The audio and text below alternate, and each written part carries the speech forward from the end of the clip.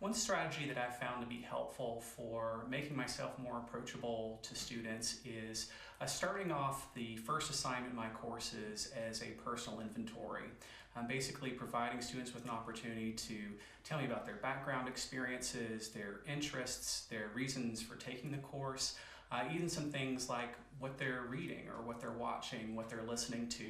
And I find that personal inventory helpful because one of the things I do is I ask them to submit a recent headshot or a selfie so that I can start to put faces with names, and so that by the second, third week of class, I know students' names, I know their faces, I start to know some memorable things about them so that I can become more approachable for them so that they'll be more likely to engage in class and approach me to seek support if they run into any challenges along the way. Another strategy that I've found helpful is creating really detailed rubrics that are specific to the assignments in my classes. I previously used rubrics, but they tended to be pretty general, like I had a paper rubric or a reflection rubric, but I was still finding myself spending a lot of time grading assignments even with using those rubrics. And so one of the things that I found helpful is to now use more specific rubrics for each of the assignments.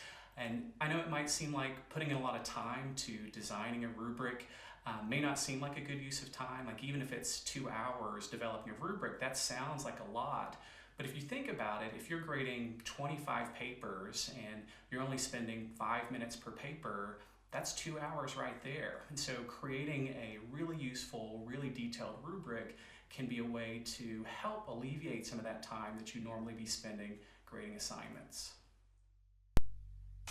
So I think another important thing that's important for instructors of record to know is, aside from just the actual instruction piece, a really important part of your role is providing structure and organization to the learning experience. I think oftentimes the Canvas course, the kind of structure material, is often an afterthought. But students are taking a variety of different courses in different formats and different structures. And so what might seem intuitive to you may not be intuitive to students. And so a student might be struggling, not because of the material, but just because they're spending so much time and effort navigating the course Canvas site or how to study the material rather than the actual learning process. And so I think there are a couple of strategies that instructors of record can do to ease that process and kind of reduce that cognitive load. The first is just being really thoughtful about how you structure the material in the course, structure the Canvas site so that it's as seamless and effortless as possible. I think the second thing that you can do is sharing with students how to learn your material, because it may be very different from the material they're seeing in other courses.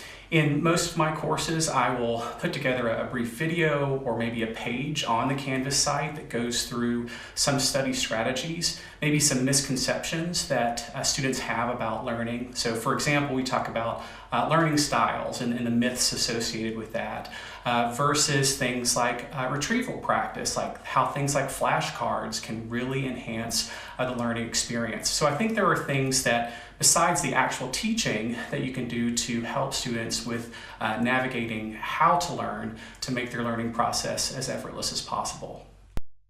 Earlier I mentioned the importance of identifying those top 3 to 5 things, using those as learning objectives, and then backward designing your learning experience or your lecture. Another thing that you can do to get some additional mileage out of that is to actually convert those learning objectives into study questions. As you put the learning objectives on maybe the first slide of your lecture, I think that's often a signal to students, oh, this is the slide I can skip, or I can move on to the next one. But by rephrasing those learning objectives as questions, I think that starts to signal to students, oh, maybe this is actually something that I should pay attention to, that I should learn, particularly if that's being used to design assessments, other activities in the course.